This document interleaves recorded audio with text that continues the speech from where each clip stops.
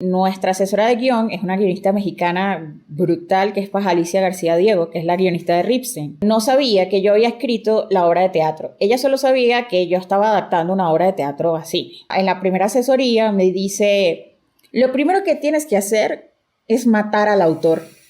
Y entonces yo le digo, no, pero soy yo. Entonces yo le digo, pero yo soy la autora. Me dice, pues te tendrás que suicidar.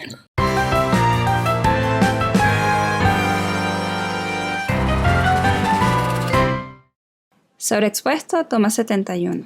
Bienvenidos a Sobreexpuesto, el podcast en el que hablamos de cine y nos deprimimos todos juntos leyendo la Wikipedia de directores famosos y viendo qué edad tenía cuando fueron a Cannes por primera vez. Casi. Cónchale. Bueno. Es este chistecito, Wilmar. Sí. Emiliana, si me preguntas esto toda la semana, me vas a hacer deprimir. Es que siempre si me no quedo esa mucho... esperando la conclusión. Ok, ya. Ese que les acaba de hablar es Wilmar Niño. Hola. Y con él estamos Sofía Luis. Hola. Silvio Loreto. Hola. Wilderman Niño. Hola. Y yo, Emiliana Casal. Yo dije hola más que Silvio para ganar. Recuerden que si ven este capítulo del podcast y les gusta, le pueden dar like en el video de YouTube y comentarnos, porque nos comenta poca gente y la verdad es que siempre pueden comentar en los capítulos de Sobreexpuesto, pueden comentar, primer comentario, jaja, salud. Siempre, y eso es lo más satisfactorio. Es fácil ganar y eso es lo más satisfactorio de comentar en un video de YouTube. Primer comentario, jaja, saludos. Entonces el primero que vea esto, comente primer comentario, jaja, saludos, y le vamos a dar like, corazoncito.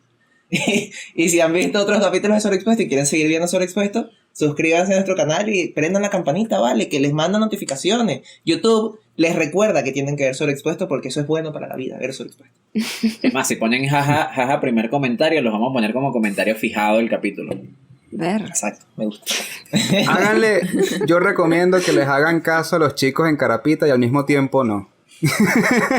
Denle me gusta y den los comentarios, pero no escriban jaja saludo, o si ven que alguien lo escribió, déjenlo así. No, mentira. Los esperamos en nuestras redes sociales, Sobreexpuesto Podcast en Instagram, Sobreexpuesto P en Twitter, y también en el link, en la descripción está el link de nuestro canal de Discord, donde hoy por ejemplo tenemos a dos personas que nos están acompañando en este capítulo en vivo. Pero ya Sofi va a explicar cómo sucedió eso también. Bueno, esto sucedió porque estas dos personas nos ayudaron a alcanzar nuestra primera meta en Ko-fi, que fue para comprar nuestros micrófonos que pronto van a llegar. Entonces, en la descripción de este video pueden conseguir el link de nuestro perfil de Ko-fi, donde nos pueden donar lo que equivale a un café. Y si nos donan, pueden acompañarnos en un capítulo y estar en vivo. Y además también pueden hacerles preguntas al invitado. Si tenemos invitado al invitado, entonces nada, pásense por allí. Y bueno, hoy justamente tenemos a una invitada muy especial. La verdad es que estamos muy emocionados de tenerla acá. Ella es Karin Valecillos. Ella es guionista de cine y de teatro. También ha escrito guiones de novela y series. Bienvenida, Karin. Gracias por acompañarnos. Gracias por invitarme. Bueno, mira, nosotros vamos a comenzar este capítulo primero porque preguntando una cosa, que es, ¿tú has trabajado o has escrito guiones de telenovelas, de series, de películas y de teatro? Cosas que en un principio uno piensa que tienen un proceso y tienen una estructura diferente y una forma de escritura diferente, un formato de escritura diferente, pero también supongo que deben haber semejanzas. Entonces como que la primera pregunta que te hacemos es como ¿cuáles son las diferencias y semejanzas entre cada una de esos guiones, de esos formatos de guión. La primera pregunta es una tesis de grado. A grandes rasgos. Después podemos ir profundizando. A grandes rasgos. Bueno, tesis de grado en 10 minutos con Karim Valentín en 5 minutos. 5 minutos. Primero lo que tienen en común. Lo que tienen en común es que son escrituras dramáticas, o sea, que van a ser representadas o van a ser interpretadas, ¿no? A diferencia, evidentemente, de la narrativa, la poesía, donde es el lector quien es la persona que o recodifica lo que está leyendo, mientras que en la televisión, el teatro y el cine como se resignifica a través de la representación o a través de la grabación o la filmación de lo que está escrito, ¿no?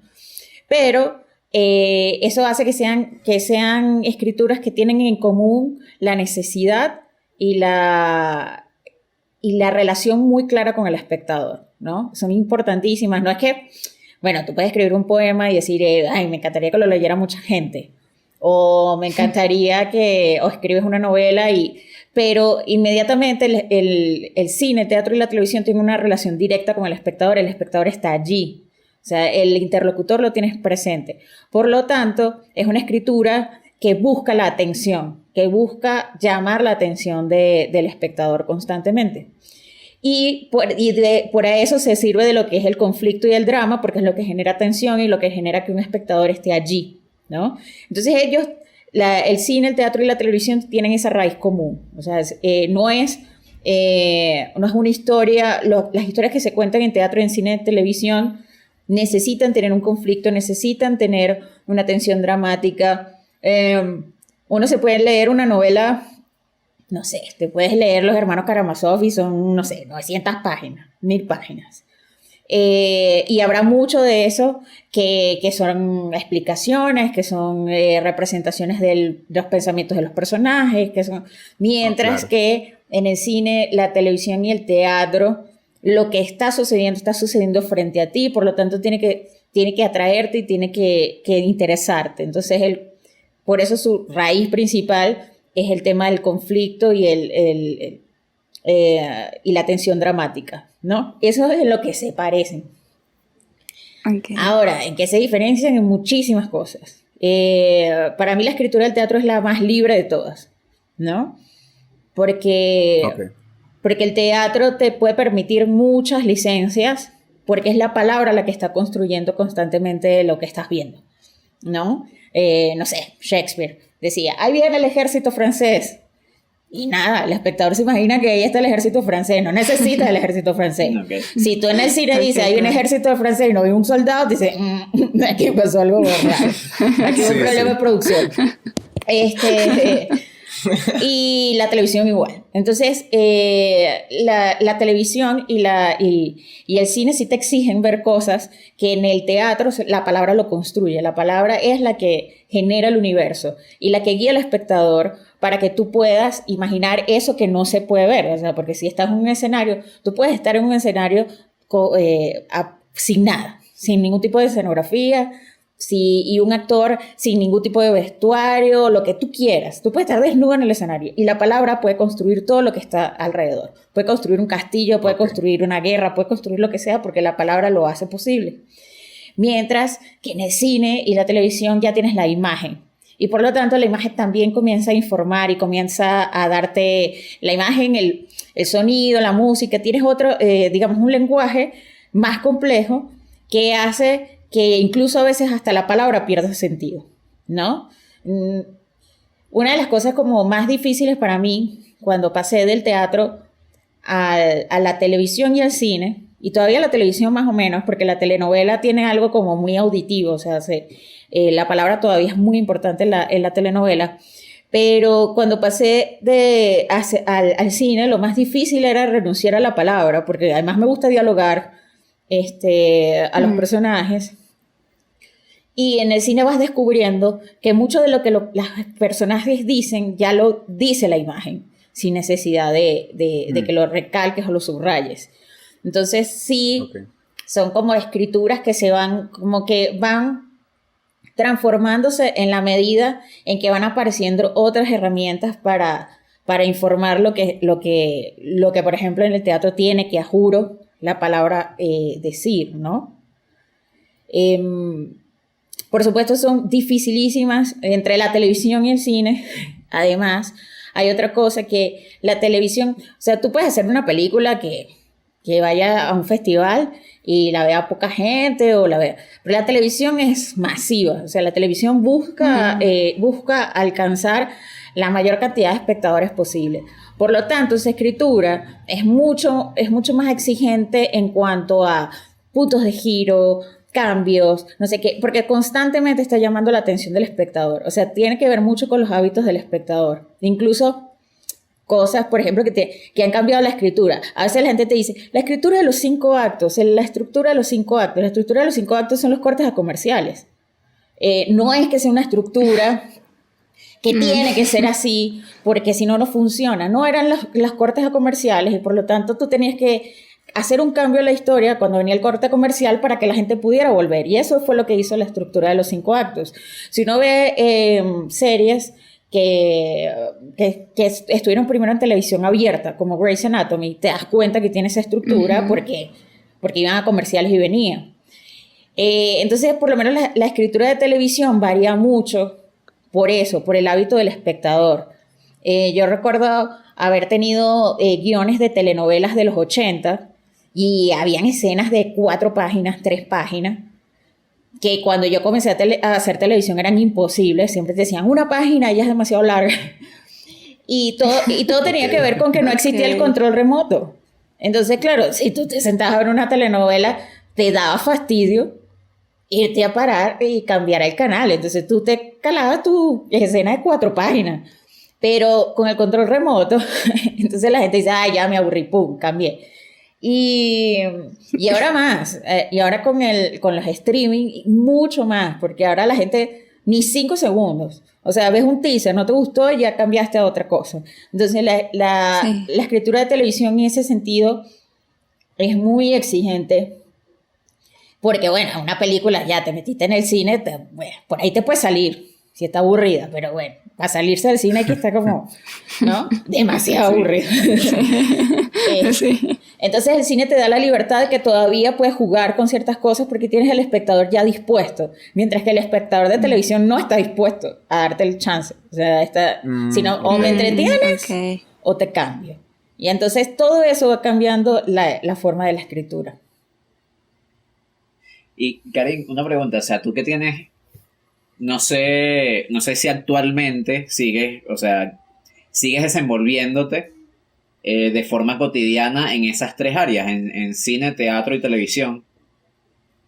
El cine no, porque el cine es como más difícil. O sea, sí escribo como mis guiones o mis ideas aparte, pero realizarlo no. Evidentemente los guionistas suelen vivir de la televisión porque es primero es lo más rentable y segundo es lo que más se hace y te permite pues tener un ritmo de trabajo más grande. Y el teatro sí es para mí personal, o sea, es algo que hago porque es como mi punto de origen, ¿no? Entonces eso sí lo puedo seguir haciendo.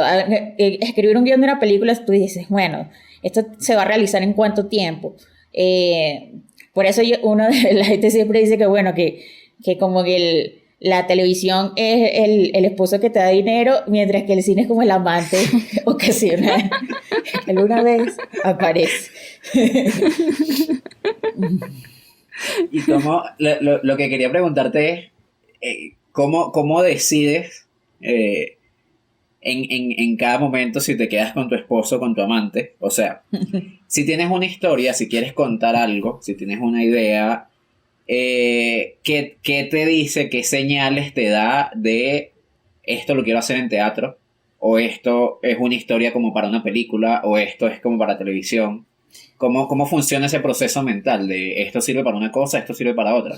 Es muy raro porque la mayoría de las películas que he escrito vienen de obras de teatro. Entonces como que primero fueron obras de teatro y quizás por una razón absolutamente simple, porque es más fácil hacer una obra de teatro. O sea, hacer una película implica movilizar una cantidad de gente, mientras que para hacer teatro solo necesitas unos amigos locos que te acompañen y una sala, y lo puedes hacer en la calle también. O sea, el teatro es muy amable en ese sentido. Y por eso creo que a nosotros nos pasó con el Amparo. Cuando la primera vez que yo hablé con Robert sobre el Amparo, él estaba haciendo un documental para Provea, estaba ayudando en un documental para Provea, porque se estaban cumpliendo años de la masacre. Y nosotros dijimos, es tremenda historia. Ya Robert estaba estudiando cine. Y me dice, eso es tremenda historia, puede ser tremenda película, pero al principio como, bueno, ¿cómo la hacemos? Y lo primero que se nos ocurrió fue hacerla en teatro, ¿no? Y fue cuando montamos 29-10-88, que es como el origen o la semilla de lo que fue la película El Amparo. Y sin embargo, Robert cuando vio el estreno dijo, esto es una película, o sea, esto sigue siendo una película. Quizás, yo creo que todo lo que tiene naturaleza dramática puede pasar tranquilamente del teatro al cine o del cine al teatro, que también se han hecho esos experimentos. O sea, lo importante es saber cambiar el lenguaje para poder hacerlo. A veces tiene que ver con esas decisiones, con cuán factible es hacerlo ahorita. Si tengo que esperar 5 años para hacer la película, a lo mejor hago la obra de teatro primero. O en el caso, no sé, si se me ocurre y puede ser una serie. Hay cantidad de series que parten ahora de películas. No sé, o toman algo de una película como Fargo, que tomó como la atmósfera y esto de la película para construir una serie. Pero las series sí son mucho más ambiciosas, ¿no? Pero sí creo que es eso, que tiene que ver incluso con el momento en el que lo estás escribiendo, con la necesidad que tienes allí de que eso se realice. Y sí hay historias que tienen algo como que quizás que son más grandes, o sea, que te las imaginas. Yo pienso que cuando hablábamos Robert y yo y decíamos que El Amparo era una película, ¿por qué te imaginabas todo aquello, no? El río, no sé, los pescadores, tal. Que sí, en el teatro lo hicimos y era muy divertido porque solo habían 3 pescadores representando a 16.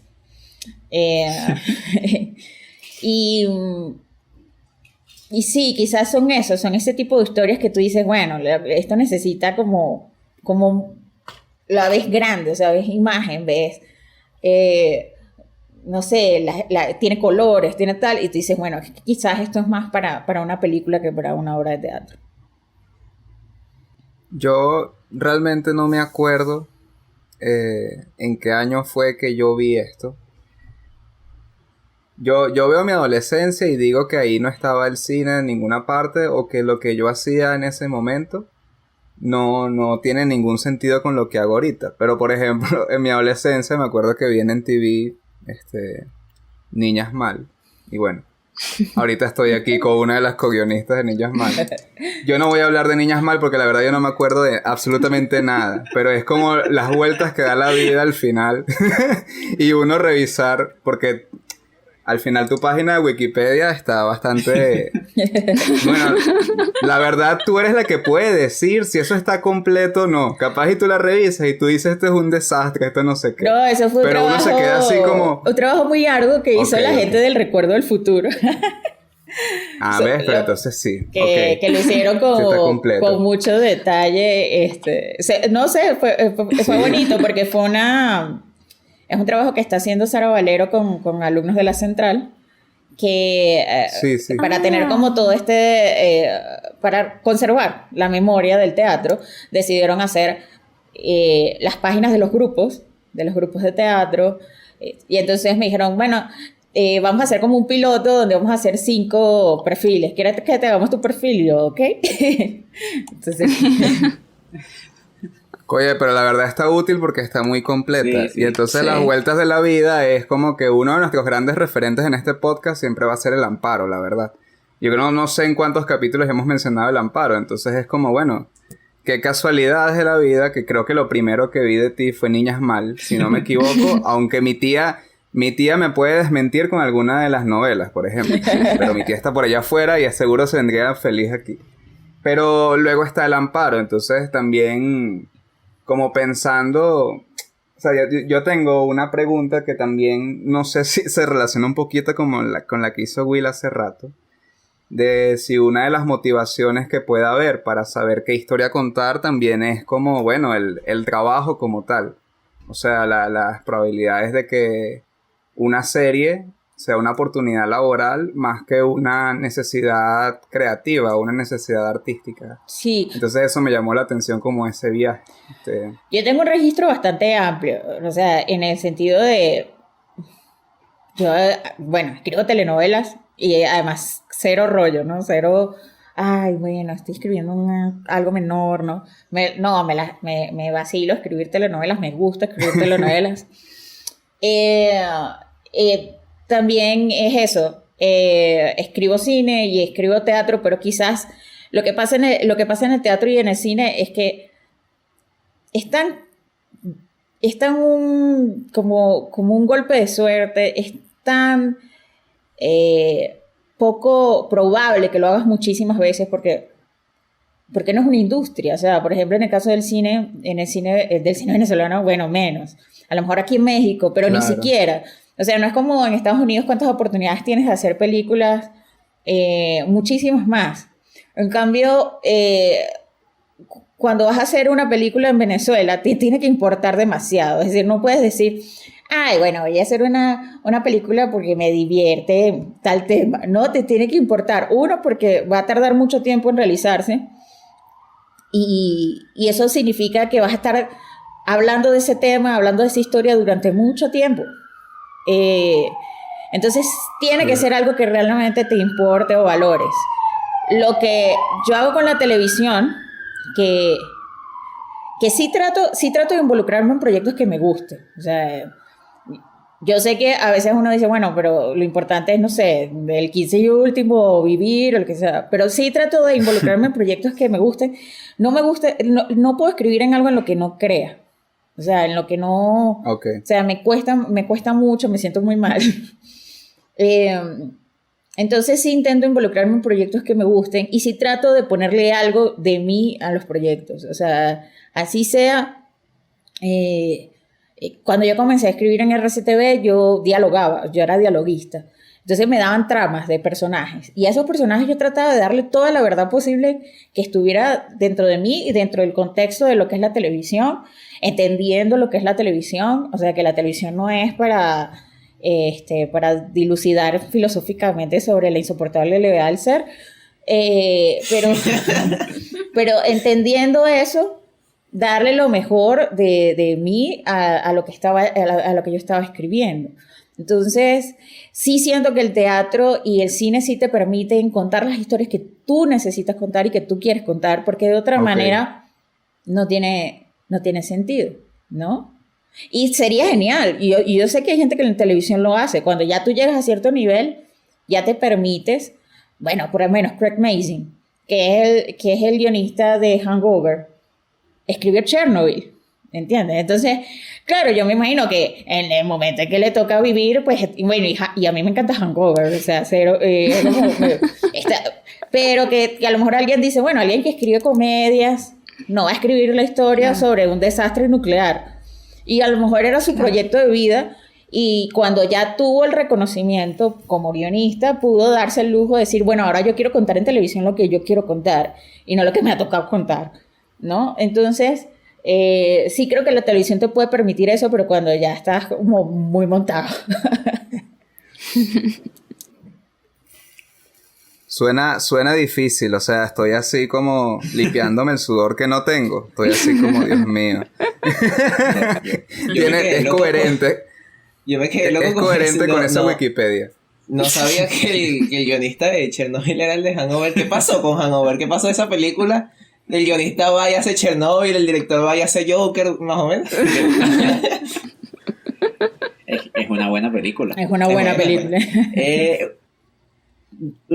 O sea, ¿sabes?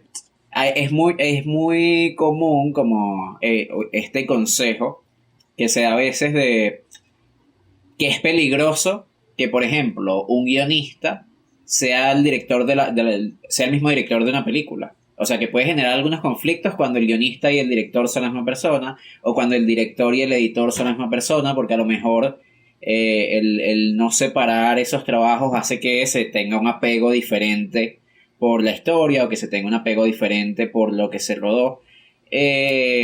Pensando en eso, o sea, algunas de las películas que tú has hecho, que tú has guionizado, vienen de obras de teatro que tú también has escrito. ¿Cómo es ese proceso de adaptarte a ti mismo? O sea, de adaptar algo que tú misma has escrito, y has pasado por ese sufrimiento de estar muy apegada a algo que escribiste para teatro, por ejemplo, pero que cuando ves para cine es como, oye, es que este diálogo que me quedó increíble no queda bien en la película. O sea, ¿te ha pasado y cómo es ese proceso? Bueno, les voy a contar eso con una anécdota. Cuando hicimos Jazmines en Lídice, la película, nuestra asesora de guión es una guionista mexicana brutal, que es Paz Alicia García Diego, que es la guionista de Ripsen. Y Paz Alicia no sabía que yo había escrito la obra de teatro. Ella solo sabía que yo estaba adaptando una obra de teatro a cine, ¿no? Y en la primera asesoría me dice: lo primero que tienes que hacer es matar al autor. Y entonces yo le digo... No, pero soy yo. Entonces yo le digo, pero yo soy la autora. Me dice, pues te tendrás que suicidar. Dice. Ok. Sí, tocó. Entonces, sí hay algo que matas del teatro. O sea, sí hay algo que de lo que te desprendes absolutamente del teatro para que pueda ser una película. Y eso también tiene que ver con la palabra. Yo recuerdo, por ejemplo, no sé, en 29-10-88 había unos monólogos que se lanzaban los personajes, que además rayaban incluso entre lo poético o así. Y por supuesto, ser una película sería un plomo. Y dependiendo del tipo de películas, porque también hay películas que tienen sus momentos teatrales, pero digamos, no era Dogville. O sea, era una película naturalista y que no estaba buscando, o sea, no es de estas cosas Bergman, así que son casi una obra de teatro. No, esta era una película naturalista, por lo tanto, toda esta cosa que tenía el texto teatral no podía estar allí. O sea, y había que quitarlo. Entonces, sí es un proceso de entender que lo que funciona en el teatro y lo que te emociona en el teatro no es lo mismo que lo que te emociona en el cine. Y sí, recuerdo que cuando una actriz, una de las primeras actrices que leyó el guión de Jazmines, me dijo, ¡ah! Qué duro, o sea, todo lo que sacaste, ¿no? Porque había visto la obra de teatro. Entonces me dice, qué duro todo lo que tocó salir y lo que tiene que entrar, además. Porque eso es otra cosa. Hay cosas que en el teatro están supuestas, o universos en el teatro que no necesitas ver, pero cuando vas a una película sí hacen falta. Es decir, en El Amparo necesitábamos los 16 pescadores. No puedes decir, bueno, estos 3 representan, claro, estos 5 no. Si te dieron que habían 16 pescadores en esa lancha, hay que montar 16 pescadores en esa lancha. Entonces, pierdes cosas, ganas cosas, ¿no? Pero sí es duro. Sí, a mí me costó muchísimo.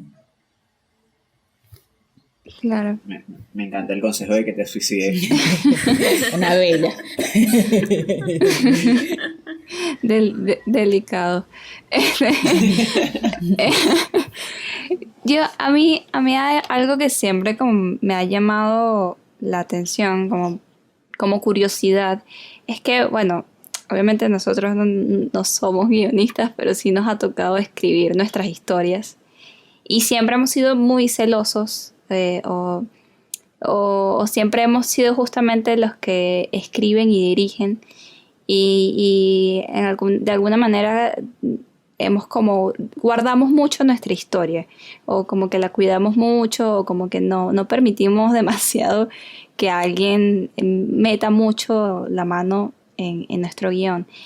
Pero me causa curiosidad saber cómo eso funciona en las series, por ejemplo, que bueno, al ser un seriado, hay un equipo de guionistas, si mal no entiendo, y Y es como, o sea, lo que me causa curiosidad es cómo los guionistas, cada guionista que es diferente, que tiene su forma de contar sus historias, que cómo hacen y crean este conjunto y este universo juntos y siguen teniendo como su misma esencia como guionistas, pero construyen algo que encaja perfecto y que además que es difícil si es un seriado y si es cronológico, por ejemplo, si suceden situaciones, en un episodio sucede algo y en el siguiente continúa eso, como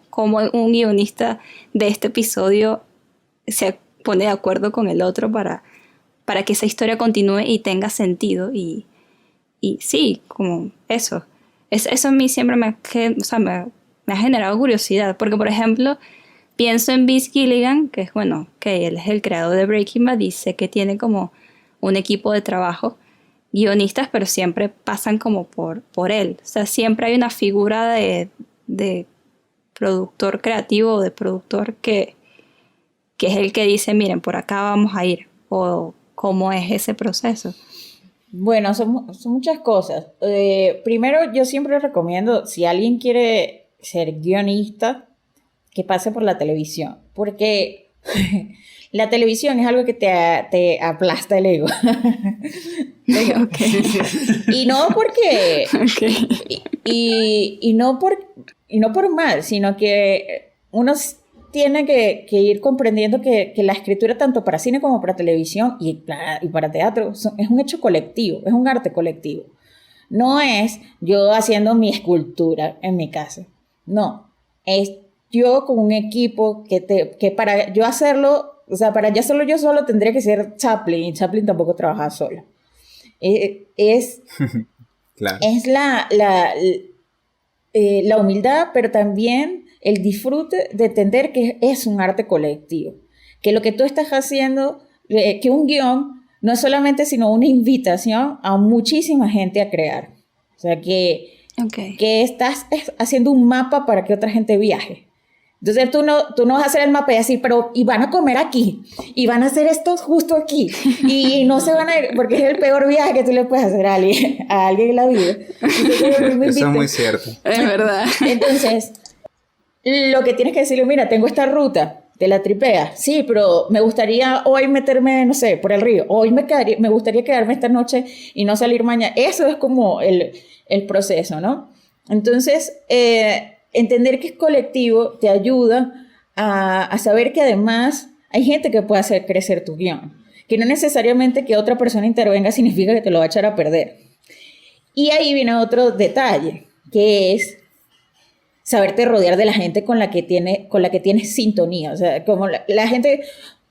Es decir, mi guión del Amparo, comparado con la película, puede haber cambiado muchísimo en cuanto a puesta en escena, muchas cosas, incluso en edición, pero las personas que estaban involucradas allí, o sea, Robert, imagínate, yo conozco a Robert desde que yo tengo 18 años, o sea, Robert es alguien en quien yo confío plenamente en lo que va a hacer, o sea, yo no estoy pensando, mira, ya Robert me arruinó la escena, o Gustavo, ya Gustavo cortó la escena magistral, no, si se cortó es por algo y cuando ves el resultado de la película, porque además lo que importa es la película. O sea, el resultado final es lo que importa. Lo que importa es la película, que la película esté bien, que la película emocione, que la película pase al espectador, ¿no? Ahora sí, ¿a quién se le ocurrió poner esta luz aquí?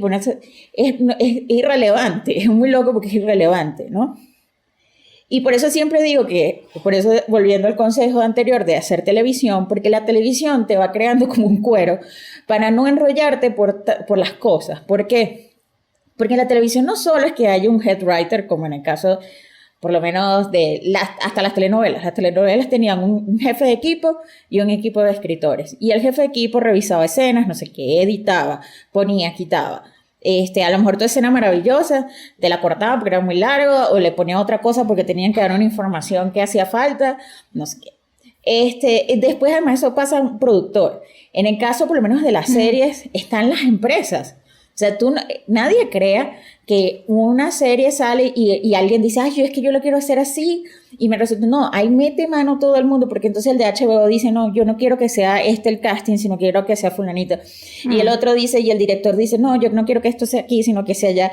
Entonces llega un momento que interviene tanta gente que tú no te puedes aferrar a las cosas. O sea, tú tienes que decir, bueno, yo estoy dejando una base sólida para que esto pueda pasar. Y a veces es hasta divertido. Yo recuerdo, o también elegir las batallas. ¿Cuál batalla tú vas a elegir? Ok. ¿No? Yo recuerdo eso de anécdotas de RCTV. Un escritor había hecho, no sé, era como una escena donde había unos niños que salían corriendo porque veían una mezcladora de cemento, ¿no? Eran niñitos, ¿no? Eran unos niñitos, salían corriendo y veían una mezcladora de cemento, se imaginaban que era como un monstruo y entonces salían corriendo. Y viene el productor y le dice, no va a haber mezcladora de cemento. ¿Dónde vamos a conseguir mezcladora de cemento? Y entonces el escritor, que yo quiero mi mezcladora de cemento, que yo quiero mi mezcladora de cemento, que yo quiero mi mezcladora de cemento. Y el productor le decía, yo te estoy advirtiendo que no hay mezcladora de cemento. Entonces dice, si tú quieres tener ese efecto, cámbialo tú por otra cosa. Y me dice, no, que me van a tener que conseguir. Además, al sí escritor, ¿cómo no me van a poder conseguir una mezcladora de cemento? Corte A, la escena, eran los niños huyendo de un burro. La mezcladora de cemento se transformó en un burro. Entonces, alquimia pura. Intercambio equivalente, claro que sí. Entonces, si usted no quiere que a su mezcladora de cemento se la transformen en un burro, transfórmelo usted en algo que le guste y que sepa que lo van a poder hacer, ¿verdad? Porque lo más lógico hubiera sido, bueno, no una mezcladora de cemento, pero a lo mejor consigo algo que a mí me guste y no me da un infarto cuando veo a los niñitos huyendo de un burro, ¿no? Entonces, eso hace la televisión. La televisión hace que tú digas, ¿por qué vamos a pelear por una mezcladora de cemento? ¿Es necesario dramáticamente que haya una mezcladora de cemento? Si yo lo que necesito es que estos niños salgan corriendo, ¿qué otra cosa se me puede ocurrir que lo sustituya la mezcladora de cemento, que sustituya la mezcladora de cemento? Entonces, también es prueba de creatividad. A veces las personas creen que las reglas son algo que te aprisiona y no todo lo contrario, las reglas te ayudan.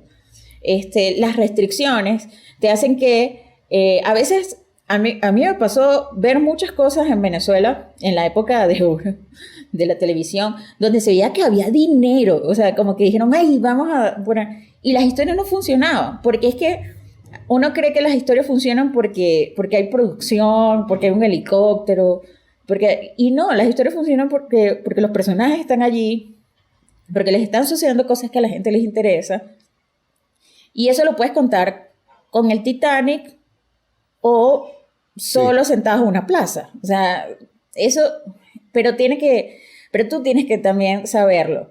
Entonces, por eso digo que la televisión es como te enseña mucho, te crea cuero para entender que lo importante es lo esencial, o sea, la esencia de las cosas y no estar poniendo en el afuera, en que el vestuario tiene que ser así, en que el actor tiene que hacer aquel, porque si no es ese actor, entonces no me va a funcionar. O sea, como no poner en el afuera lo que tiene que estar dentro de la historia, ¿no?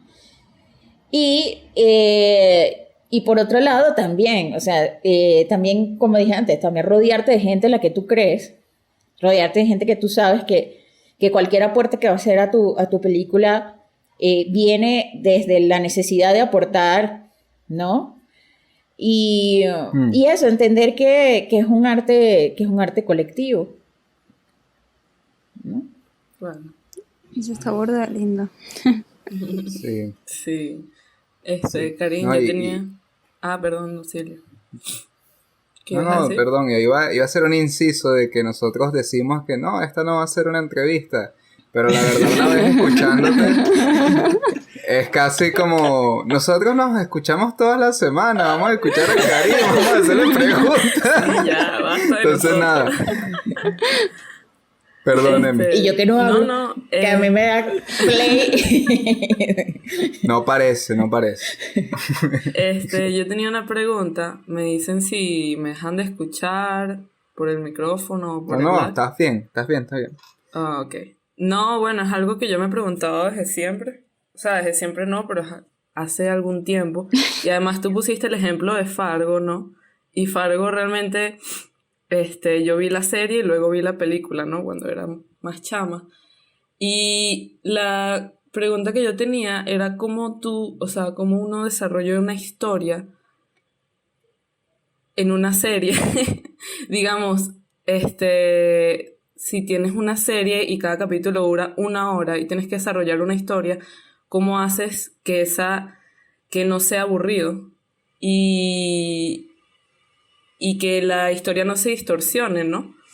Porque digamos que Fargo, pongamos la primera temporada, es muy parecida a la película. Y después tiene como vistazos de la película, pero realmente la historia, si no me equivoco, de la película es muy parecida a la primera temporada, pero la desarrollan más y la desarrollan como por 10, 12 capítulos y cada uno creo que duraba como 40 minutos, 1 hora. Entonces eso, ¿cómo haces que no sea aburrido, que no sea lento? Bueno, en el caso de la diferencia No entre sé las si me historias entiendes. para cine y televisión, las historias para televisión tienen que tener largo aliento. O sea, los conflictos tienen que ir multiplicándose y creciendo, ¿no? Y eso la gente lo intuye. O sea, yo he visto cantidad de gente que presenta proyectos y le dicen, es una película. Y tú dices, no, pero sí, es una serie. No, eso es una película. Eso en 3 actos ya está listo. Entonces, entender además también depende del tipo de series, ¿no? Porque además las series también tienen como un universo aparte, donde tienes por lo menos series donde los personajes nunca se transforman, donde a ti lo que te interesa es ver cómo ese personaje resuelve situaciones, no si crece, si madura, si cambia, si la vida. Doctor House es el mismo desde el episodio 1 de la primera temporada hasta el último episodio, con matices y momentos y lo que sea, pero es el mismo personaje, porque a ti lo único que te interesa es ver cómo ese tipo, con ese carácter de miércoles, resuelve enfermedades extraordinarias y raras, y eso es lo que tú todos los días ves, y no te importa si él se vuelve buena persona, ni si él, ¿no? Entonces, ese tipo de series existe, que son todas estas series que son como de procedimiento, que los llaman los gringos, procedural, que son CSI, todas estas, el The Mentalist, todas estas son series donde ya tú plantaste el personaje y a ti lo que te interesa, incluso los sitcoms también tienen eso. Los sitcoms, los personajes no evolucionan. Los sitcoms, los personajes, Rachel es Rachel, Ross es Ross, y tú lo que los estás viendo es como, ay, cómo resolvieron ahorita, como sí, ahora están juntos, ahora se separaron otra vez y tal. Pero ellos como personajes siguen manteniendo las mismas características. O sea, Mónica sigue siendo meticulosa, el otro sigue siendo un perdedor pero simpático, pero no cambian como personajes. Entonces eso hace que esas series puedan durar siglos. Familia Moderna puede durar siglos. Porque tú lo único que los quieres ver es constantemente resolver cómo alguien con esas características y esa personalidad resuelve situaciones, ¿no? Y están las películas, las series donde sí hay una transformación de personajes, pero esa transformación tiene que ser muy lenta para que el espectador precisamente no se aburra y para que tenga un largo aliento, que es como, por ejemplo, no sé, Juego de Tronos. Desde el episodio 1, donde el señor Jon Snow es apenas un bastardo, tímido, cerrado, no sé qué, al episodio de la guerra de los bastardos, donde ya tiene colita, ya es, no sé, ya es fuerte, ya es tal, pasan 6 temporadas, ¿no? 6 temporadas donde el personaje lo que está llevando palo de toda esa, para fortalecer su carácter y convertirse en eso que es. Incluso, por ejemplo, la estructura de Breaking Bad, esos dijeron, que es como trabajan los gringos, que trabajan con eso que llaman ellos la ingeniería en reversa, ¿no? Que es, ellos dijeron, Yo quiero que al final de esta serie, este tipo sea el tipo más deleznable del planeta Tierra y que haga las cosas inimaginables. Entonces dice, ¿desde dónde empiezo para que este camino sea largo e interesante? Desde todo lo opuesto. Desde un profesor de química humillado, con una que no sé, le limpia el carro a los alumnos, no sé, le robaron su fórmula. O sea, empiezas desde el lado donde menos imaginable para que ese cambio tan extremo te pueda dar varias temporadas para ver hasta dónde puede llegar, porque además era como el reto, ¿no? ¿Hasta dónde va a llegar? ¿Hasta dónde va a llegar? ¿Hasta dónde va a llegar? Que en algún momento lo fue también el de House of Cards, solo que el pasado de Kevin Spacey no permitió que eso siguiera así. Claro. Pero hacia allá iba House of Cards. Es decir, cómo este tipo, ¿qué es capaz de hacer este tipo por ser el presidente de los Estados Unidos? Y cuando sea presidente de los Estados Unidos, ¿qué es capaz de hacer? ¿No? Esa era como la apuesta. Entonces, por eso es un proceso más largo, porque ser presidente de los Estados Unidos no es algo que pueda suceder en 2 horas, ¿no? Y además se llama juego de cartas, o sea, entonces era como toda una estrategia, y entonces las estrategias implican tiempo, como en Juego de Tronos. Entonces, esas son series que ya de por sí, su planteamiento en sí mismo implica que van a durar mucho tiempo. Sin embargo, hay series que se agotan, hay series que... por eso también hay mucha insistencia en las bioseries. ¿Por qué? Porque las bioseries tienen la vida de una persona y la puedes contar, ¿no? Bueno, por lo menos la de la reina Isabel, mira, tienen temporada para claro, rato, sí. porque la vida. Entonces... O sea, nos va a enterrar a Terminaba todos. antes la serie que la vida de ella. Sí, sí. Exacto. La gente se va a aburrir primero de la serie que de ella. Y antes de que ella muera.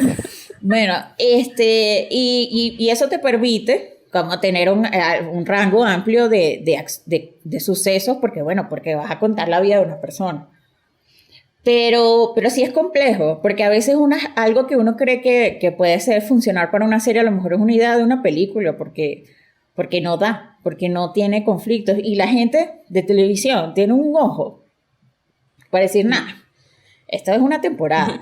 Ahora hay esta ventaja que hacen estas miniseries, como la de Gambito de Dama y esas, como que te dan Chernobyl, también es una miniserie. Entonces, como que, bueno, están esos recursos también, que, bueno, hay historias que sí, te pueden dar 6 episodios, pero no te van a dar 20, ni te van a dar, no sé cuántos tiene Grey's Anatomy, 1.000 millones. ¿No? Grey's Anatomy es eterna. Sí. Esa serie es eterna. ¿Y The Walking Dead sigue? Creo que... Yo le perdí el rato. No sé, pero Y eso no también recuerdo, sigue pero igual. también Una tenía unas pregunta. cuantas. Rapidito. Generalmente se sabe, o sea, cuando proponen una historia, un guión para una serie, ya se sabe cómo va a terminar la serie. O puede haber casos en que no. Puede haber casos en que no, pero creo que las mejores sí lo saben. Y puede que sí lo sepan y por ahí el éxito hace que digan, bueno, vamos a echarle un poco de agua más a la sopa. Y son esas temporadas que uno dice, ¿por qué habrán hecho esta temporada? Pero en general los gringos saben, porque eso es como su manera de escribir. O sea, ellos tienen como su norte y yo voy hacia allá. Que hubo un exitazo en el medio y eso obliga a que a lo mejor, si quería llegar a este punto de esta manera, a lo mejor para dar una temporada más me voy por este lado y después vuelvo. Pero sí suelen saber cómo... Digamos, no es que saben el episodio final, pero sí saben como la sensación con la que se quiere dejar al espectador o qué quieres. Creo que, por ejemplo, en Juego de Tronos se notó que como todavía no habían terminado los libros, había algo raro en el final, porque fue un final como que dejó a mucha gente. Hay gente que le encantó que fuera sorpresivo, pero otra gente no entendía nada. Y creo que era por eso, porque sí, esa sí se lo notaba que no sabía cómo la iban a terminar. Es que yo creo que ellos sabían, que es lo que tengo entendido de cómo fue la producción, ellos sabían cómo iba a terminar, pero porque eso era como parte del contrato. O sea que, porque como George R.R. Martin está viejito, es como, mira, tú no nos vas a dejar esto incompleto. Que lo va a dejar incompleto. Nos tienes que decir cuál es el final de esta serie. Pero claro, una cosa es saber cuál es el final. Exacto. Y otra cosa es saber cómo llegar ahí. Claro, una cosa es que Vince Gilligan sabe cómo va a terminar Breaking Bad y él escribe el final, él escribe todo el desarrollo a que estos tipos que no saben, que no fueron los que pensaron en la historia, les digan cómo va a terminar y ellos se la tienen que arreglar y entonces que termina forzadísimo. Eso, entonces tienes como un arco súper bien desarrollado de la temporada 1 a la temporada 5 y después la 6, la 7 y la 8 son una cosa rarísima y al final... El meme del caballo dibujado. Ese meme es una maravilla, el caballo sí, dibujado. Eso, totalmente Ya. eso es Juego de Tronos. Que yo... Ah, no, perdón, habla, William. No, porque yo no voy a hacer una pregunta, solo como construyendo encima de lo que dijo Karim, que me parece curioso, como la forma en que se plantea la idea de una serie que ya sabes cómo va a terminar, entonces busca como una introducción que esté lo más lejos posible para que sea un camino muy largo. Sí, dependiendo de la forma como se plantee, puede sonar hasta cínico crear una historia de esa manera, ¿no? Pero también termina dando cosas como Breaking Bad, que es una serie increíble. Pero sí, o sea, no sé, es que yo siento como... yo lo escucho de esa manera y me siento como un pequeño rechazo porque termina dándose el caso que podría tener eso, que en medio de la historia, de repente, la productora dijo, mira, esto funciona, ya sabemos cómo tiene que terminar, pero búscate cómo puedes meter una temporada ahí que lo aleje un poquito. Porque yo también recuerdo, me voy a ir, ya tenemos un juego aquí en este podcast de que a mí me gusta mucho el anime. Entonces me voy para allá un momentico. Una dinámica, sí, así funciona. Entonces, porque a mí, yo escucho eso y me suena un poco a algo que se detesta bastante en el mundo del anime, que son las temporadas de relleno. Entonces es muy común que se sepa, cuando se empieza un anime, se sabe a dónde va y se sabe cómo va a terminar, pero si un anime está funcionando es como, mira, necesitamos alargarlo. Entonces, haz a propósito que no llegue hasta ahí. Llévalo para otro lado. Busca una forma de trancarle el camino y que tenga que ir por otro lado. Es el típico, suena como un desarrollo de videojuegos. El típico, ay, la puerta está cerrada, tienes que buscar una llave. Y esos sistemas, esos tipos de producción suenan, no sé, suenan complejos. Y probablemente hasta para un guionista debe ser conflictivo saber que tienes que escribir eso. Hay gente que se ha negado, hay gente que se ha negado a... hay casos como, sí, en la historia de la televisión, donde hay gente que le dijeron, mira, estos son 2 temporadas más, y dijeron, bueno, entonces hasta que llego yo. O sea, como, incluso actores, Claro. incluso actores han renunciado a seguir, porque también, bueno, te puedes pasar toda la vida. Imagínense el tiempo que estuvieron los actores de Juego de Tronos, no sé, 10 años de su vida allí Sí. entregados. Sí. Y hay gente que puede estar más. Por ejemplo, la de Pompeo, la de Grey's Anatomy, Grace, que además no se puede ir porque la serie se llama Grey's Anatomy, no se puede ir ella. Ay, Grace cambió de repente, mira qué raro. Entonces, puedes pasar mucho tiempo y entonces hay escritores que sí dicen, mira, sí, muy exitoso y todo lo que tú quieras, pero yo no voy a seguir escribiendo. Bueno, dicen next. Porque además también hay una cosa que uno...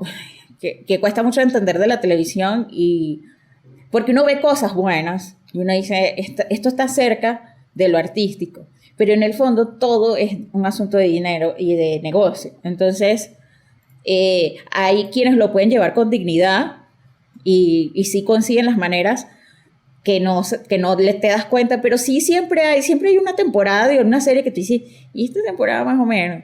Hay series que logran reinventarse, por lo menos como Homeland, que además se le fue, que ahí sí, el actor se fue, y se suponía que él era como el centro de todo, y como refaccionaron la serie, les interesaba el personaje de Claire Danes, y eran, bueno, vamos a hacer esto, y ahora es otra cosa, ahora es como cada vez tiene una misión en un país distinto, no sé qué, pero muy pocas series le sobreviven esos cambios tan drásticos. Pero sí tiene que ver con un asunto de dinero, y hay gente que no lo acepta, hay gente que dice, mira, sí, tú puedes querer hacer 10 temporadas, yo lo planifiqué para tantas, no las sigo. Y entonces dicen, ok, bueno, vaya a otra escritora y le escribe. Eh, pero sí, porque es un negocio. Es un negocio. Claro. ¿Y qué se le hace? No, no sé, pensé que habías terminado la idea y se me llegó como una estrellita aquí. Termínala cualquier cosa. Yo quiero decir algo también. No, sino que por eso también está bueno cuando uno se diversifica. Porque tú dices, bueno, en el cine y en el teatro hago las cosas a mi manera y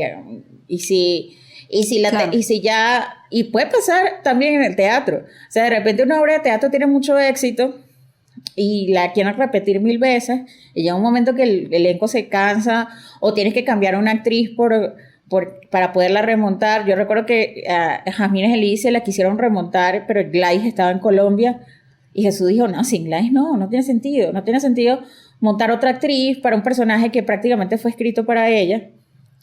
Entonces, no, ya.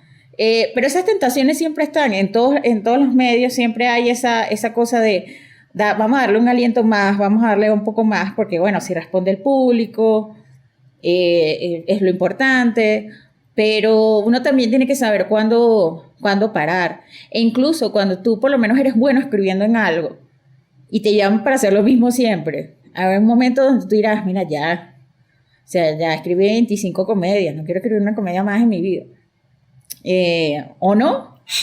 o puedes decir, ay, mira, yo voy a ser feliz. Imparable. Yo voy a ser feliz escribiendo comedias, o me gano mis reales, no me importa si me realicé emocionalmente. O sea, todo también depende de cómo tú quieras construirte dentro de esta historia.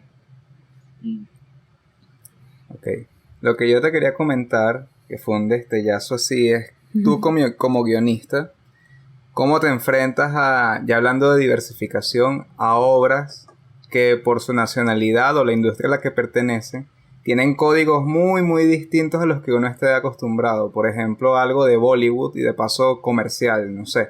Hay una película con la que siempre se meten conmigo que se llama Bahubali. Hasta no hace mucho estuvo en Netflix que, bueno, cada parte de Bahubali duraba que 3 horas y media cada una. Luego está esta cosa de que es una peli de acción, pero también es musical, pero también es comedia. Entonces, códigos que son muy distintos. ¿Cómo te va a ti cuando te enfrentas a eso que puede variar la duración, puede variar la manera en la que construyen los diálogos y cómo los personajes evolucionan? ¿Cómo te va a ti eso? No sé. Bueno, eso también parte por entender que esto es como un trabajo. O sea, que escribir, que ser guionista es un trabajo. Y como tu trabajo también tienes que tener esa capacidad a menos que te especialices, o sea, como hablamos ahorita, a menos que te especialices. Cari solo escribe comedia, como un mecánico. Yo solo reparo Mercedes-Benz. Ok.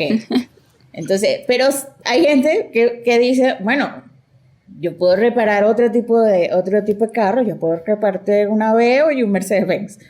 Entonces, también eso es como una lección de carrera. O sea, porque eso es lo que te va a permitir adaptarte. O sea, si tú decides que tú quieres entrar en distintos códigos, que tú lo que quieres es escribir, o vas a encontrar las formas de irte adaptando a... Es como los directores, cuando los directores trabajan como directores. O sea, de repente, no sé, a veces tú dices, bueno, dirigió Narcos, y ahora dirigió un episodio de Luis Miguel. Dice, pero no hay nada más distinto a Narcos que Luis Miguel.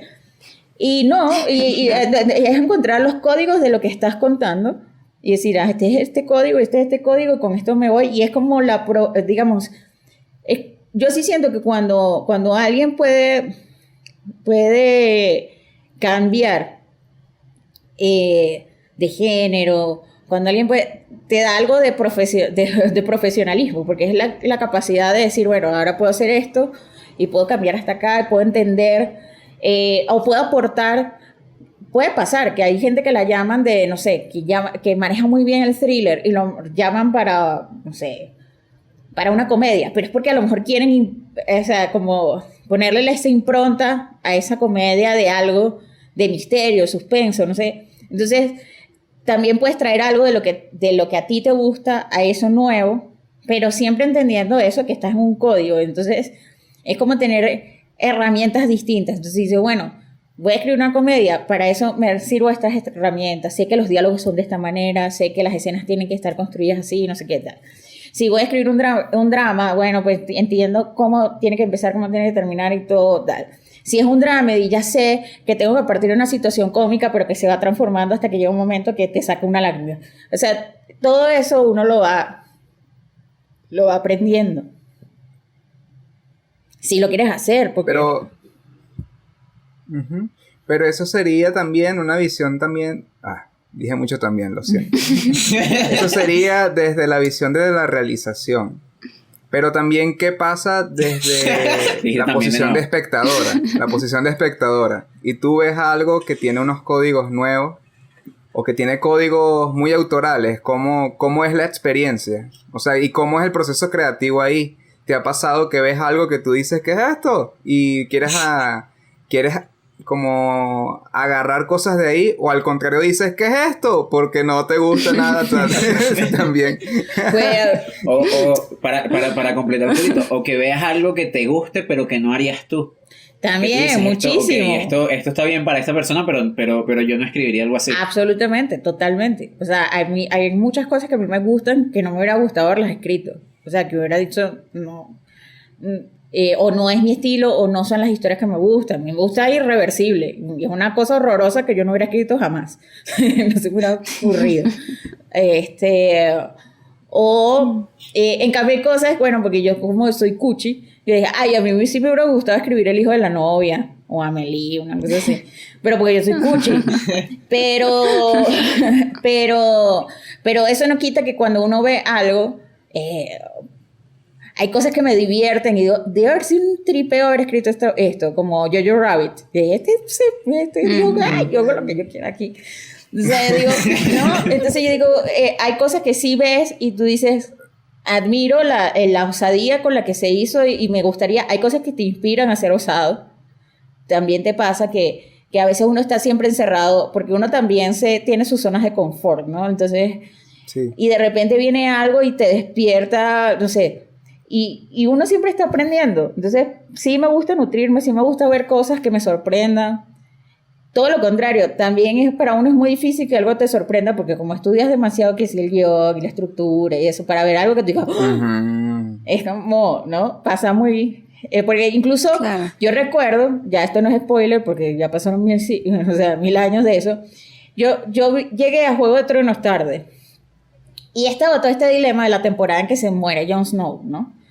Y que se murió, y yo decía, es el protagonista, eso no lo van a matar. Y yo le decía, el actor renunció.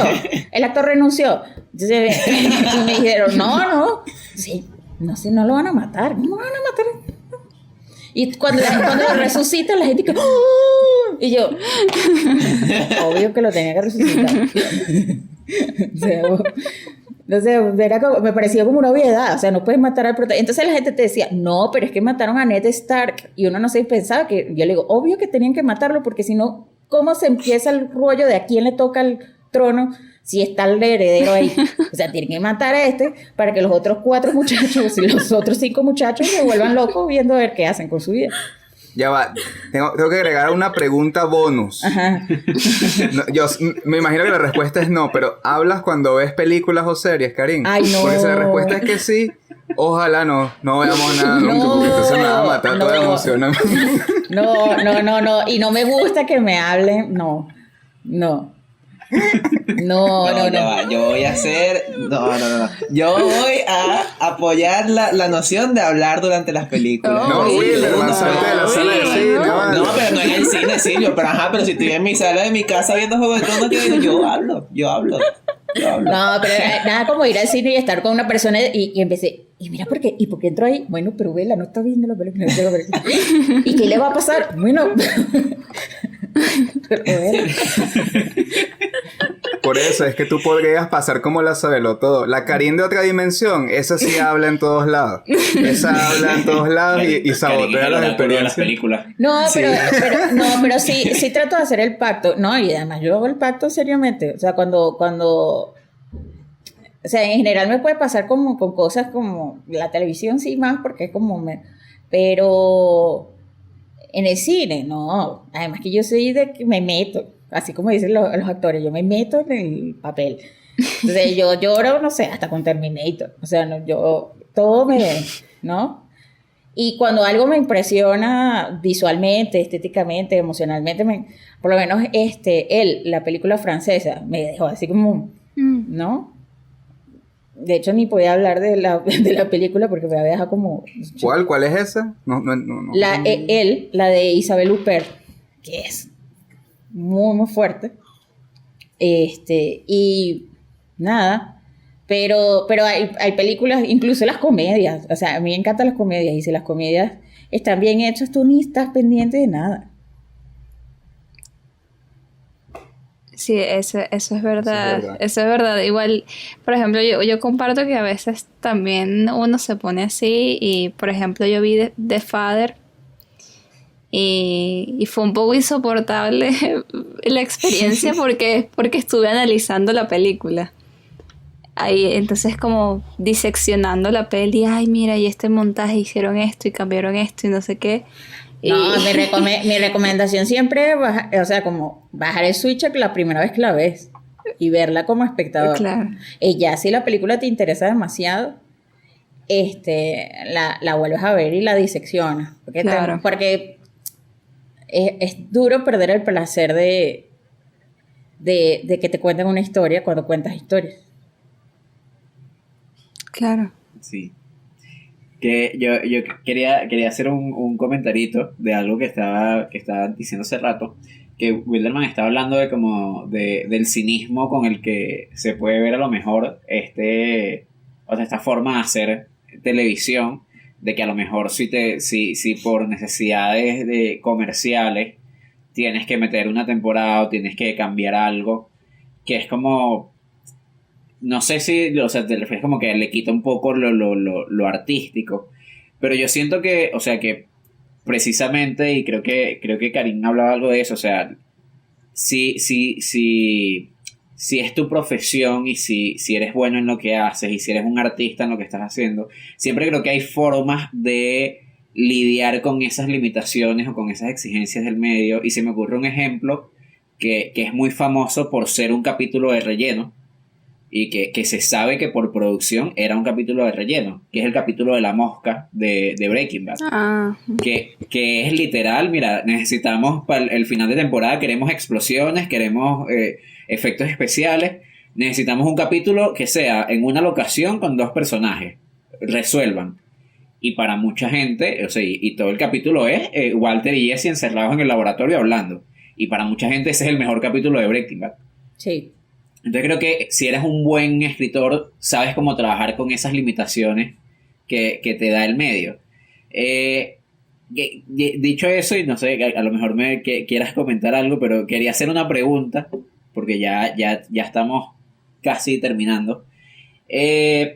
Karim, tú has trabajado, o sea, en cine como tal, escribiendo guiones con otras personas, o sea, como co-guionista, ¿cierto?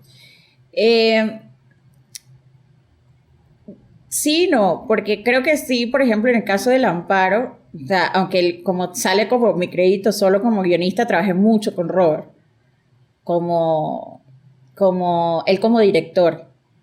Trabajamos mucho, discutíamos mucho las escenas, discutíamos, más allá del crédito, yo creo que siempre trabajas con alguien. Es imposible, o sea, yo no concibo este trabajo solo.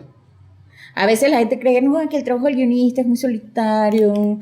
Y sí y no. O sea, necesitas a alguien siempre. Necesitas a alguien que lea tus cosas. Que te enriquezca. O sea, porque si no estás todo el tiempo viéndote el ombligo. Y pensando que todo lo que escribes es maravilloso. Por lo menos hasta incluso eso, tener a alguien que lea hace que sea... que crezcas, no sé. Yo todo lo que escribo se lo enseño a Gio. Le digo, hasta no sé, hasta una sinopsis que voy a mandar de un proyecto, lo que sea, porque además hay algo que tiene la mirada del otro, que se da cuenta de cosas que tú piensas que ya están allí o que están sobreentendidas. una sola pregunta te puede decir, ajá, pero ¿por qué este personaje a lo mejor tú pensabas que estaba clarísimo lo que él estaba haciendo, pero si te lo preguntas es porque no está allí. Entonces, sí siento que yo no he trabajado como co-guionista en cine como tal, o sea, de escribir a 2 manos, no, pero la televisión, bueno, la se escribe a 16 manos, ¿no? No, o sea, yo tenía la duda con cine, justamente, pero no sé, o sea, no sé si sea equivalente justamente con la televisión. ¿Qué es eso? Sé que hay guionistas que trabajan así en equipo para cine. Y lo que me da curiosidad, más allá del tema, que era algo que conversábamos al principio, como esta cuestión de apego por la idea, o de eso, como no es egoísmo la palabra, de los celos artísticos de esta es mi idea. Más allá de eso, como la cuestión técnica, o sea, el proceso técnico de cómo es el proceso de escritura. O sea, hay un guionista que es el que escribe como tal, y después lo evalúan entre todos, o se reparten escenas, se reparten capítulos, en el caso de la serie. Porque, por ejemplo, hace rato creo que dijiste que trabajaste en una novela de dialoguista, de escribir diálogos. A mí me pareció curioso, no lo capté del todo cómo funciona eso. En México, que es una industria de televisión gigante, hay incluso escaletistas, es decir, hay el que arma la historia, hay el que hace la escaleta y hay el que la dialoga. En el caso, por lo menos, de la televisión venezolana, que era como más... escaleteaba el escritor principal. O sea, el escritor principal era el que se encargaba de armar la estructura de las escenas. Y se repartían tramas. Y dice, a ti te toca fulanito y fulanito, a ti te toca perecedito, a ti te toca no sé qué. Y tú los dialogabas. Y a mí me gusta, yo creo que de los trabajos que más me ha gustado la vida es dialogar. O sea, y después... lo que sí, por lo menos en la serie, sí, como buscan la serie es como este híbrido entre la televisión y el cine, sí buscan como que el escritor tenga como el control del capítulo, del episodio, para que no, en la televisión tiene que ser, digamos, en telenovela o en estas series más grandes, tiene que ser así, porque si no, no produces un episodio diario. Entonces eso como 10 escenas tú, 10 escenas tú, 10 escenas tú, viene alguien, ensambla y le lee, dice, bueno, perfecto, pum, ¿no? Siguiente. En cambio, como las series sí se toman más tiempo, pues sí buscan eso de que el autor controle todo el episodio y se reparten por episodios. En el caso, por lo menos, de la gente que trabaja en pareja, en el guión de cine, yo sí siento que hay gente que reconoce cuál es su fuerte. Como... el mío es la estructura. Entonces yo hago la estructura del guión. Y entonces a lo mejor el otro dialoga las escenas o el otro construye los personajes. Es como reconocer cuál es la fortaleza que tienes y cómo se combinan esas fortalezas. O sea, no tiene, por lo menos los equipos de escritores también se conforman así, porque no tiene sentido tener 3 personas expertas en comedia. No, a lo mejor te conviene tener uno que sabe mucho de comedia, otro que sabe de drama, porque si no, entonces tienes 3 personas que te están ofreciendo lo mismo, ¿no? Hay el método, por ejemplo, Pixar, me parece como ya es como el así, plus cual, de todo, que hay hasta creadores de personajes. O sea, hay personas que se encargan y dicen, mira, la próxima de Pixar va a ser en el mar. Ustedes se van a encargar de sugerir personajes que puedan estar en el mar. Bueno, una tortuga hippie, un pulpo no sé qué, tal. Y entonces vienen los escritores como si fueran al supermercado, ¿verdad? Los guionistas vienen al supermercado y dicen, me gusta este pulpo, me gusta este tiburón, me gusta no sé qué. Entonces tú dices, me encantaría ese trabajo, que me digan, construye personajes. Y yo, bueno, y empiezas tú a lanzar ideas ahí. Entonces, cuando es más industrializado, la gente es más especializada, ¿no? A uno le toca en Venezuela ser todero, porque bueno, ni modo. Pero... a mí se me acaba de ocurrir algo. Disculpa, que termina la idea. No, eso, sino que me parece divertido cuando las cosas son tan industriales que hasta puedas tener tu trabajo de creador de personajes. que a mí se me acaba de ocurrir la idea que es pura especulación, no lo sé en realidad, pero es totalmente posible y a lo mejor si tú sabes, me puedes iluminar. que siempre está en las series de televisión, estoy pensando que si en Los Simpsons o muchas veces en los sitcoms, está siempre la historia, la trama A y la trama B, y muchas veces no tienen demasiado que ver, entonces es posible que eso sea producto también de que tienen sus salas de escritores y tienen muchos escritores de guión y a lo mejor a un escritor se le ocurrió una historia muy buena y a otro se le ocurrió otra muy buena y dijeron, bueno, las unimos en el mismo capítulo y ustedes se ocupan de tal historia, ustedes se ocupan de tal historia y las tenemos en el mismo capítulo. Y capaz un supervisor por encima que Ajá. medio pegue una cosa con la otra. Absolutamente, y creo que por lo menos Los Simpsons, que además, bueno, todos los escritores, ellos escribieron un libro sobre cómo escribieron Los Simpsons, y es alucinante. Bueno, también la pasaron muy mal de vez en cuando. Pero también tienes una serie que es flexible en ese aspecto. O sea, que como igual que South Park, todas esas series donde se rompe con ciertas cosas de la estructura, te da esa libertad de que puedas jugar muchísimo más a la hora de, bueno, sí, probablemente teníamos 2 escritores y o sea, 2 tramas y las 2 tramas no tienen nada que ver, pero son buenísimas y vamos a juntarlas, ¿qué tanto? ¿No? Claro. ¿Tienen alguna pregunta, chicos? O alguna yo- pregunta que tú nos quieras hacer a nosotros, Karim, quién sabe. Exacto. Eh, yo ¿Quién quiere tenía ser un- guionista? Dale, ¿Quién quiere ser guionista? Ay, Dios. Ay, yo quería, pero Eh, estoy todavía chiquitica. ¿Qué yo, pero querías? porque quiero ser director. Si me escriben los guiones, creo que soy más feliz. ¿Ves? Eso está bueno, ¿no? eso está bueno, porque hay una en el cine venezolano hay una fantasía, que es que tú tienes que ser autor. O sea, que es una fantasía porque Sí. tú tienes que ser el director, el productor, el editor, el guionista, Sí. o sea, el de vestuario. Tú tienes que ser todo. Sí. Por esta cosa de la nouvelle vague, ¿no? De lo autoral. Cuando hay una cantidad de directores que son grandiosos y no escriben sus guiones o no editan sus películas, o sea, Scorsese no escribe sus guiones y es Scorsese, o sea, nadie le quita el sello autoral porque otra persona escribió la historia, todo lo contrario. O sea, tú recibes una historia y ahí es donde tú le tienes que poner lo tuyo. Pero hay como ese celo, como que, ay, si no la escribí yo, no me pertenece. O sea, como, ¿no? Bueno, también se nos enseña a ser así. O sea, hay como una herencia ahí impuesta de, bueno, ese es el legado. No, y entonces es terrible porque no todo el mundo no todo director es buen guionista. Y entonces Claro. es cuando tú ves unas películas que probablemente si hubieran tenido un buen guionista, ¿no les ha pasado que ven una película y dice, si le hubieran puesto un Sí. guionista, la película Total. estaría Totalmente. mucho mejor? Sí, pasa mucho. Como también pasa de guiones que tú dices, uy, si lo hubiera dirigido alguien mejor. Porque a veces también hay guionistas que quieren ser directores y no necesariamente puedes cambiar de ese código. Entonces, por ahí hay alguien que dice, si a lo mejor este guión lo hubiera dirigido otra persona, hubiera funcionado mucho mejor. Yo tenía una pregunta.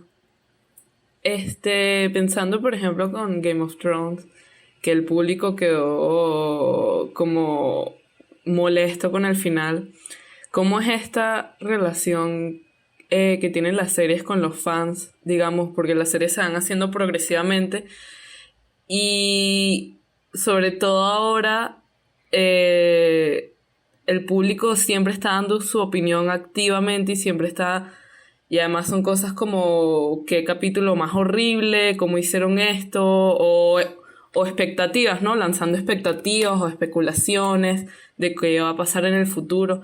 ¿Cómo, o sea, eso afecta a la escritura del guión de la serie? ¿O decían ignorarlo y seguir con su guión original y no cambiar nada? ¿O hacen fanservice, digamos? No sé. No, digamos, no conozco como casos específicos donde hayan dicho, mira, yo vi esto en Twitter y decidí que mi serie iba a ir por ahí porque me dieron un mejor final o lo que sea, no, o no lo dicen, por ahí sí, pero no lo dicen. Pero sí es una relación muy extraña porque además A diferencia de, no sé, de los 90, donde lo que había era medición de rating, pero nadie opinaba. O sea, donde tú decías, bueno, la gente, ¿esto lo están viendo o no lo están viendo? Claro. Hasta allí. O sea, ¿esto tiene rating o no tiene rating? Pero no como además en las redes sociales, donde además todo el mundo cree que puede escribirla mejor. Dice, yo hubiera hecho Sí, Breaking sí. Bad mucho mejor. Que, ok. Buena suerte, amigo. Entonces es como muy divertido de ver, pero yo sí siento que no le deben hacer mucho caso, porque además para opinar en las redes sociales todo el mundo está mandado a hacer. Entonces no creo que le den a hacer mucho caso, porque si no, pasaría como pasaba en las telenovelas, que yo recuerdo cuando a mí me tocó ir a una cosa que le llama para los focus group, y todos los escritores le decíamos los fucking group, porque tú ibas, ¿verdad?, a una reunión, donde había un vidrio como estos de los de las policías, que tú ves pero no te ven. Y entonces del otro lado había un grupo de señoras o muchachas, dependiendo, porque era como el target, de 18 a 20, de no sé qué andan, hablando de la telenovela. Y entonces había alguien que le decía, ¿y tú ya estás viendo esta telenovela? Sí, claro. ¿Y qué opinas de Norquis? Ay, no sé. A ella el pelo largo no se le ve bien. Cortarle el pelo a Norquis Batista. Entonces era como que ya va, porque estas 10 personas me tienen que decir a mí cómo voy a escribir. Claro. Y así muchas cosas. Porque la televisión sí se hacía como con esa necesidad no sé, se hacían estudios de mercadeo. Entonces decían, el 80% de los venezolanos desayunan arepa. El protagonista tiene que comer arepa, ¿no? Y y es terrible cuando estás constantemente... o sea, la relación con el espectador es rara. Porque...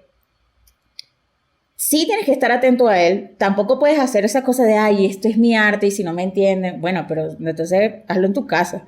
No me hagas pagar una entrada para ver algo que solo tienes tú, ¿no? Está el límite de eso de, a mí no me importa si el mundo no me comprende porque yo soy artista y yo hago todo lo que la gente quiera. Y lo hago como la gente quiera. Entonces es como dos extremos que son terribles para el cine, para la televisión, para todo. Porque en uno no te quieres comunicar y en el otro estás subestimando a la otra persona. Entonces, Claro. hay como llegar a ese punto intermedio donde sí sabes que estás comunicando, que tienes que entretener. Y cuando digo entretener, más que no, sino que, o sea, el drama entretiene. O sea, tú ves el drama es entretenido. Claro. O sea, y tú estás ahí, ¿no? O sea, no necesariamente entretener significa distraer o sorprender o no sé qué. Okay. Pero sí tienes como que conmover. Y sí tienes que saber que al otro le tiene que pasar algo. Pero tampoco puedes hacer exactamente todo lo que la otra persona tú crees que quiere ver. Porque si no, entonces se vacía. De las dos formas, hay algo que se vacía, ¿no? Bueno, yo creo que aquí ya son las 12:36 de la noche. Sí, ya Normalmente es. cuando grabamos y es aquí a esta hora, ya la locura comienza a apoderarse de nuestros cerebros. Entonces voy a aprovechar el impulso ese impulso de idiotez, no lo voy a detener. Entonces, a ver, tú trancas esta llamada hoy, entonces te vas a acostar tranquilita, nos mandas el archivo y cae un trueno, una cosa, y tú, ay, qué raro. Entonces mañana te despiertas y sales a la mesa y no hay nadie en la casa, y hay que si una cucaracha gigante bebiendo agua y te dice, Karin, y entonces te hace una pregunta. Entonces mira, todos riéndose ahí. Karin, mira, a partir de este momento tú solo puedes decidir hacer una cosa y las otras no las vas a poder hacer más nunca. Entonces te da la opción de escribir series para televisión, escribir series para streaming, hacer guiones de cine, ya sea corto o largo, o escribir obras de teatro. O la última opción que te da es no hacer nada. O sea, también te da la opción de no hacer nada. Pero tienes que elegir una de esas 5 opciones. La cucaracha esa gigante. Pero en serio. O sea, que si estuvieses en una situación así de rapidez y tienes que decidir, ¿por qué te decidirías tú? ¿Qué elegirías tú? Bueno, yo le diría a la cucaracha gigante, que elegiría el teatro, pero la voy a prostituir y la voy a montar en el circo para que me mantenga. O sea, tú le pones una condición a la entidad, como, bueno, dale, tú me estás jugando Kikiribiki conmigo, bueno, entonces tienes que ayudarme porque tú me quieres arruinar o qué quieres hacer. Porque de teatro no voy a vivir, pero demostrar a la cucaracha gigante sí.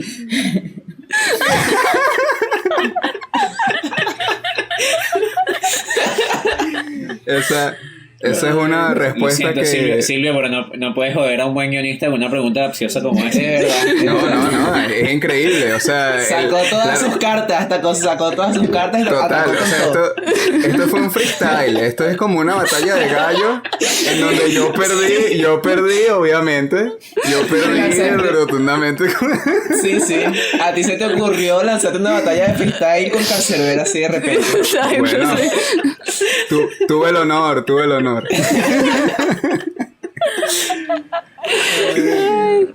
Bueno, con esta... Así se sintió el diablo. Contrapunteando con Florentino, así, ¿ves? O con Cancerbero. Dios mío, Silvia. Bueno, creo que ya con esto, ya quemamos cable, ya podemos cerrar el capítulo. Muchísimas gracias por acompañarnos, Karim, de verdad. Gracias por aceptar de nuevo la invitación. De verdad lo disfrutamos muchísimo. Gracias a todos los que llegaron hasta acá. Por favor, coméntenos qué les pareció el capítulo, denle like, suscríbanse, sigan a Karim, por favor, y sigan su trabajo, que es increíble. Y nada, síganos en nuestras redes sociales también, Sobreexpuesto Podcast en Instagram y Sobreexpuesto P en Twitter. Y listo, de nuevo, gracias, Karim. Gracias. Gracias, Karim. Gracias. Un placer. Bueno, nada, chaito, corte.